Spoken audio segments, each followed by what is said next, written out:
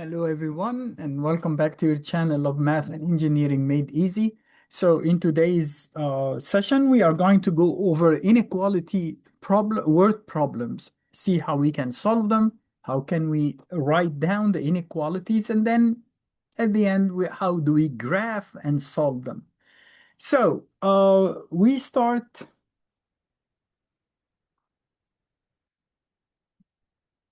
Here are some like similar Regents exam questions. Oh, that's not the first page. Where is the first page? Oh, here it is. I don't know why they were shuffled. Okay, this is the first page. This uh, so this handout contains like 11 problems. Um, I don't like the first one. It's missing from my point of view. When I read it, I said, okay, let's do uh, like the even numbers.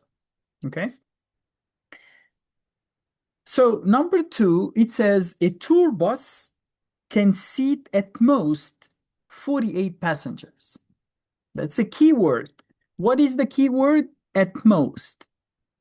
How do we translate at most from English to math? Think. At most, meaning not more than. At most, the most I can get to is 48. So can I get 48? Yeah, absolutely. Can I get 44? Yes. Can I get 49? Absolutely not. Because the most you can go is 48. So how do we write it? We say less than or equal. If it says less, then you don't say the equal. But if it says at most or no more than, these mean you can get 48. An adult ticket costs $18. I always prefer to read what variables are using. So we are using A for the number of adult tickets, C for the number of child tickets. So when I go back and I say an adult ticket costs $18 and a child ticket costs $12. The bus company must collect at least, what's the meaning of at least? Greater than or more. To make a profit, they need to at least get $650. If A represents the number of adult tickets and C the child tickets, which system of inequalities models this situation? First of all, we see that I have to have less than or equal to 48 and greater than or equal to 650. This is only greater than and less than, so I can exclude 1 and 3. I see that this one doesn't work because it says 18, which is the price of an adult ticket, times the number of adults, plus 12 times the number of child is less than or equal to 650. No, I want it to be greater than. They want to at least have that to make a profit. They want to sell more to make profit. So it is number two. Okay, let's move to number four. Similar thing. You see, all the problems are almost identical. We just change the scenario, but it's usually a number and a cost, or a number and a weight, or a number, and so on. Gretchen has $50 that she can spend at the fair, meaning she cannot spend more. She can spend less than or equal to 50. If you have $50, okay, ride tickets cost 1.25. And again, the ride tickets is R and G is the number of game tickets. So a ride costs 1.25 and a game costs $2. She wants to go to on a minimum. What is a minimum? Meaning 10 or more. So greater than or equal. So we saw that at least was greater than or equal. And here a minimum is also greater than or equal. And play at least Still the same as minimum. At minimum, at least 12, so greater than or equal to 12. Which system provides that? First of all, she cannot spend more than 50. So I have to have something that says less than or equal to 50. This is less than without the equal. This one has less than or equal. This one doesn't. This one has. So it's either 2 or 3. She has to a minimum of 10 rights. So R is greater than 10, not less than or equal to 10. So it's again number 2. At least 10 rides, at least, or a minimum of 10 rides, at least 12 games, and she doesn't have more than $50. Each ride costs 125, each game costs 2, so it's 2 again. Let's move to number 6. Number 6 says a drama club. Oh, now they don't give you the variables. You have to write everything. So maybe I will get another piece of paper so it won't be crowded and show the solution here and tell you what you need to do to have a perfect solution. I think these are two papers, two sheets. For some reason, I have the impression they are two, but I can't get them apart. Or is it a thick sheet for some? Oh my God. Okay. No big deal. Number 6. A drama club is selling tickets to the spring musical. The auditorium holds 200 people. Without thinking, there must be an inequality that says less than or equal to 200. Okay, because the auditorium holds 200, meaning I can have 200 or less, but no more. Tickets cost $12 at the door and 8.5 in advance. Oh, so these are the two types of tickets. So I have to create variables for the tickets. I said it on purpose because you should tell me there is no such thing as a variable for the ticket. Oh, I'm sorry. You are right. It's a number of tickets. That's what you need to do. When you translate, you use also the vocab of math, right? So if I say the tickets, what do you mean tickets? What? Their shape, their area, their weight, their number, their cost? I don't know. No, you have to say, for example, this is some are purchased in advance and some at the door. So you can see D for door and A for advance, or just X and Y. It's really whatever you feel more comfortable with. So I'm going to say let X be the number. Don't get in a rush, or I'm bored, I'm not gonna write the whole thing. I'm just gonna say let X be door and A be advanced or Y be advanced. No, that's not math.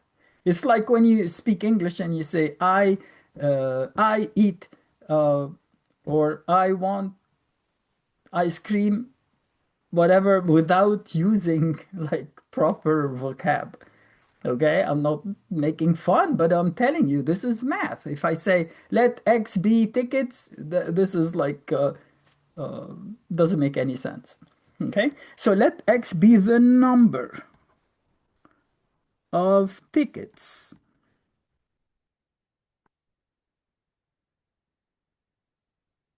purchased at the door. And it's either for you when you want to review your answer, you don't have to go back and see, okay, what was tickets, what was whatever, and Y be the number of tickets. I don't want to write everything, but I'm doing it so that you get used to it. But for the sake of time, I really wanted to write it in a more abbreviated way uh, in advance. The drama club has a goal of selling at least, so greater than or equal, $1,000 worth of tickets to Saturday's show. Write a system of inequalities that can be used to model the scenario. Stop. Okay.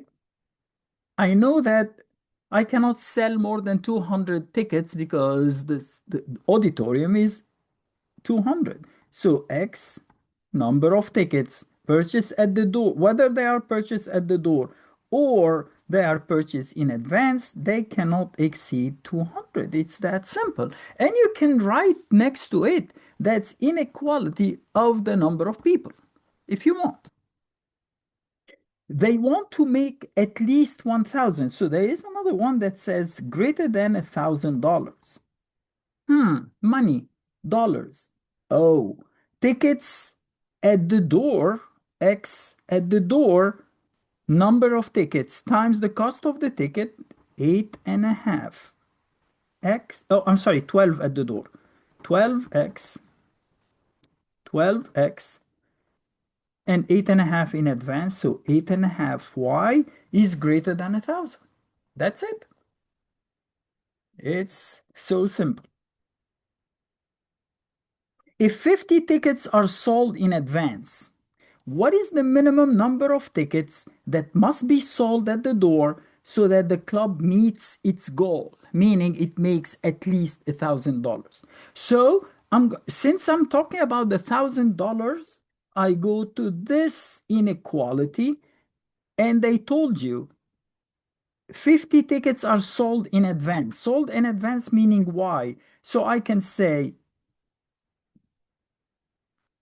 8.5 times y, right, which is 50, is what? So how much did we collect from these? If you multiply that, you should get $425, right? 50 times 8 is 400, and half of 50 is 25. So it's easy to do that. Now, how many tickets should they sell at the door, meaning how many X's to reach the goal? You ask yourself, they made 425. So how much more do they need? They need 1,000 minus 425, $575 more.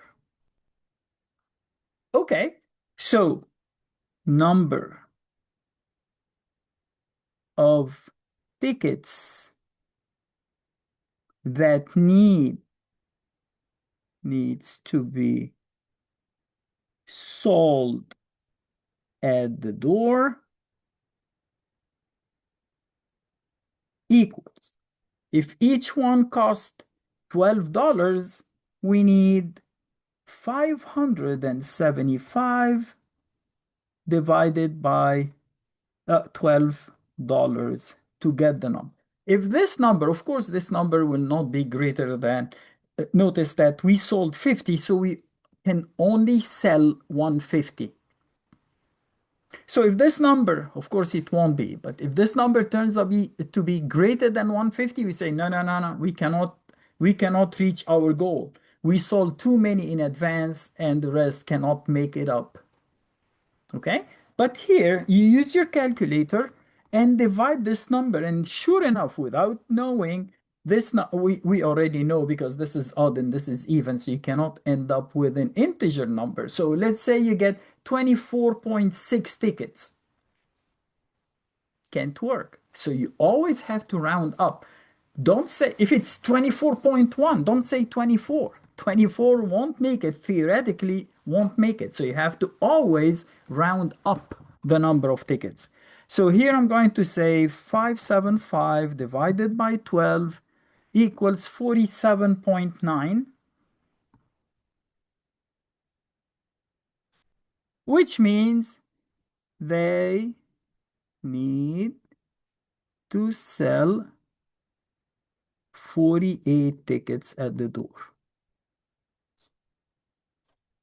And then you can make sure that you can go back and say 12 times 48 plus 8.5 times 50 equals, and this is what, 575. Oh, I'm sorry, 576. That's $1 worth. So you will get $1,001 which is greater than 1000, then they met their goal, right? If you multiply 48 times 12, plus we said 8.5 times 50, you get $1,001.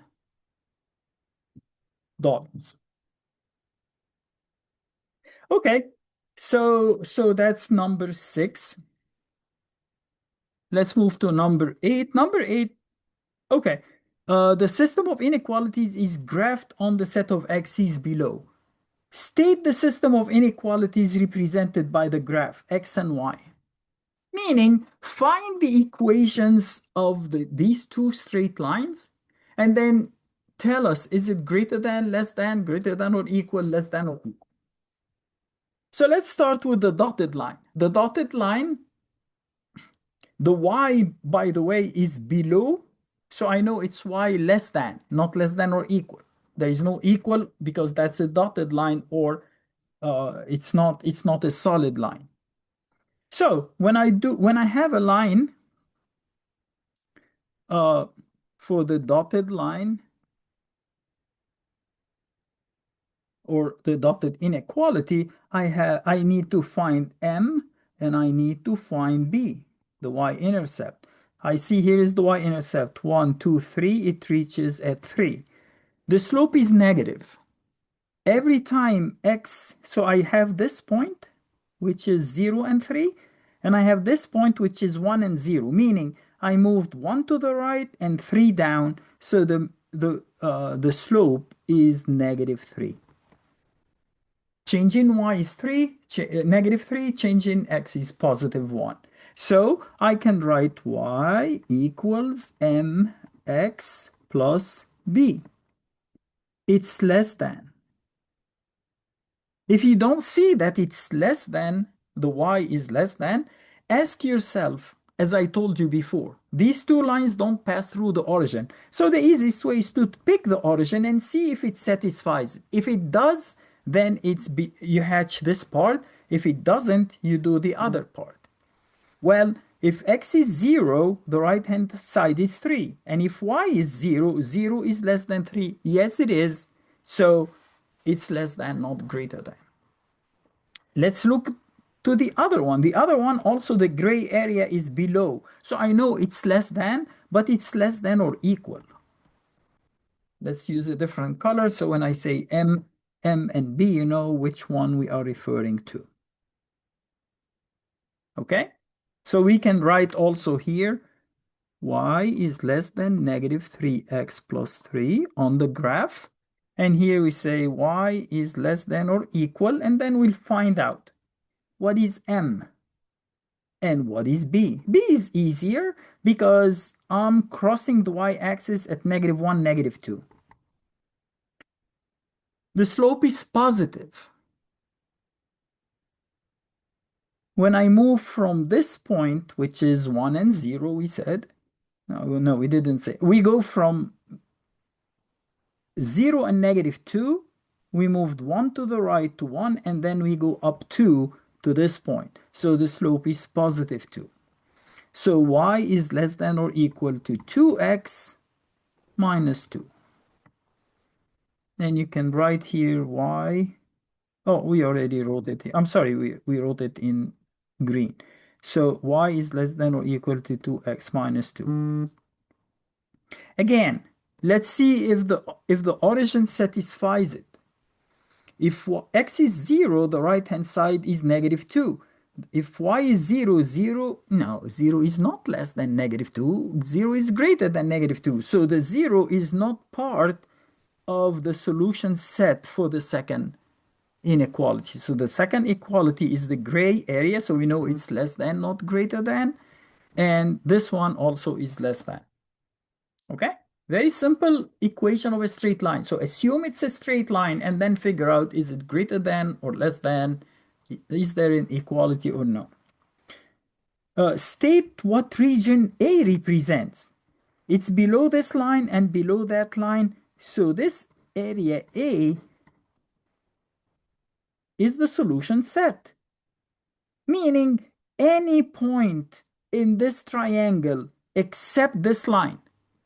anything to the left of this line, and even along this line or this line. So these are two solid lines.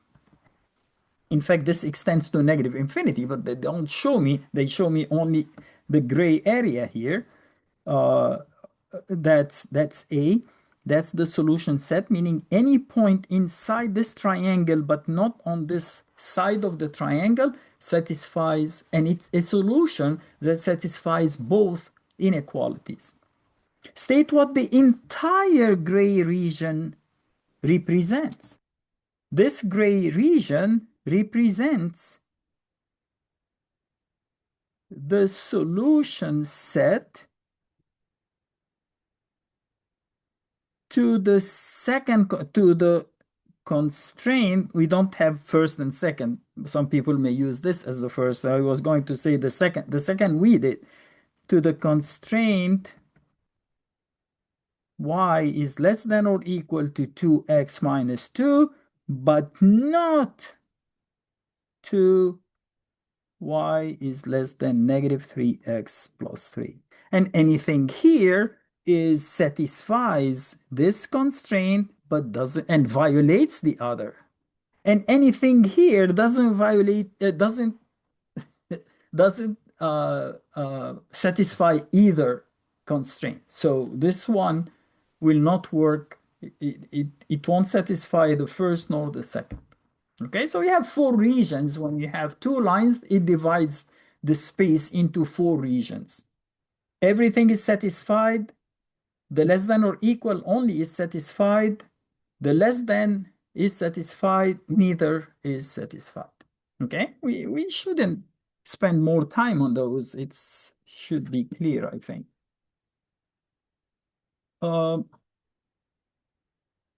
This is 9, so we need to do 10. 10. Edith babysits for X hours a week after school at a job that pays $4 an hour. She has accepted a job, meaning another job, that pays $8 an hour as a library assistant working Y hours a week.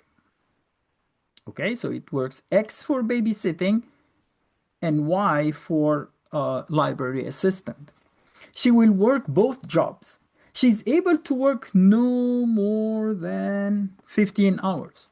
No more than meaning less than or equal. She can work 15, but no more. So 15 or less, less than or equal. That's the translation to math. Due to school commitments. If wants to earn at least greater than or equal. If she earns 80, she will be satisfied. But if she earns more, that's even more, that's better, right? So greater than or equal to $80 a week, working a combination of both jobs. Write a system of inequalities that can be used. Again, number of hours, money to make. They give you X already, so there is no reason to say let X be. It's already given to you. X is number of hours babysitting, and Y is number of hours working as a library assistant. So all what you have to do is to say X plus Y is less than or equal to 15, because that's the number of hours per week. Each one of that is per week that she can work. And she cannot exceed 15. Whether she works the number of hours babysitting, the number of hours as a library assistant. Okay, the second equation said she makes $4 for every hour here, and she works X hours, so she makes 4X, and she gets $8 an hour for Y, and she works Y hours, so plus 8Y has to be greater than or equal to $80. Number, money. Then you plot these two. Remember, I told you in one of the previous sessions that if the equations are in standard form, and almost always in inequality problems, that you write them in that form, right?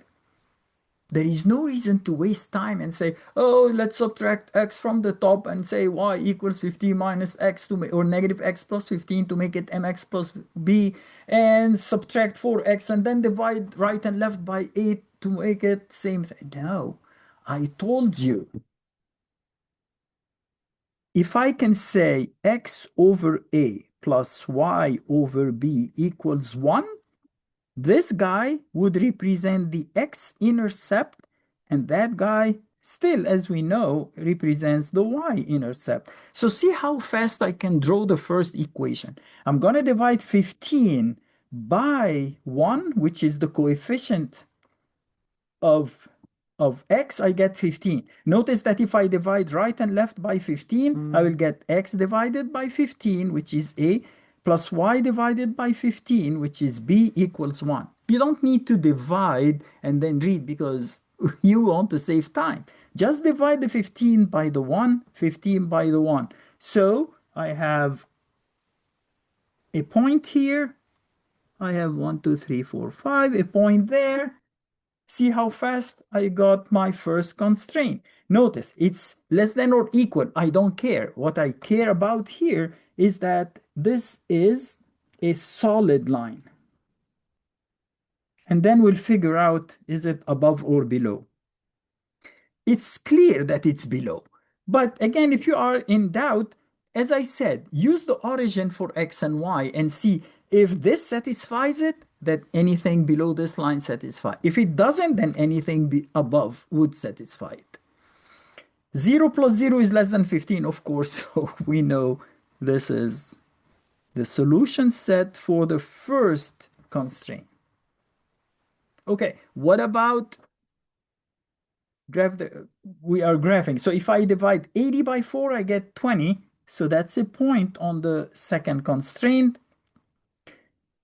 80 divided by 8 is 10. That's another line. It's solid because I have equal. And I plotted both constraints quite easily. It didn't take me like half a minute.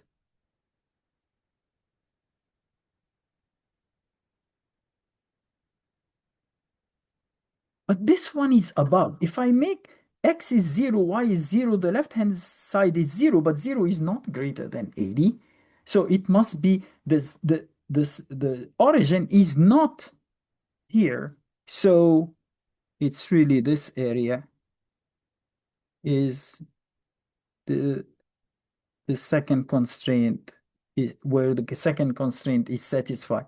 The intersection of them is S, the solution set. See how easy and how fast we can do it? Now, determine and state one combination of hours that allow Edith to earn at least $80 while working no more than 50. You can pick any point inside this triangle, including these points. If I pick this point, she's only working for babysitter. I'm sorry, this is the first one. No, this one is only working at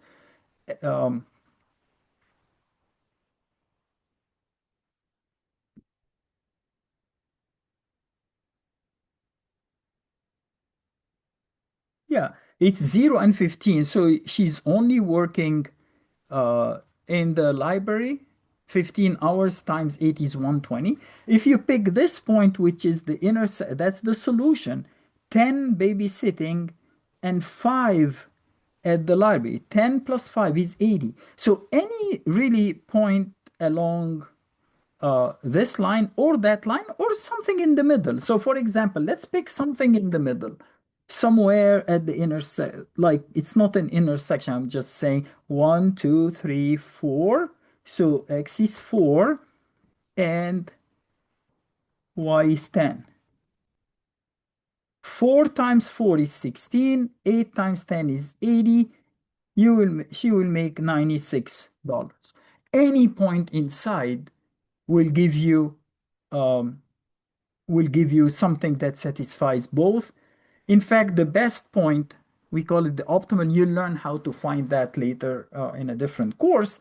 If she only, of course, it makes sense. If she can work 15 hours, why not work at the library for Mhm. 15 hours and makes 120? You cannot make more than 120, but they didn't ask you for that. They ask you find a point that satisfies both. So any point inside and including the sides of these, the three sides of this triangle would satisfy this requirement. Okay, so I think that's it. Yeah, we don't have any other problems. We worked five problems, and it's like around half an hour. I think that's enough for today.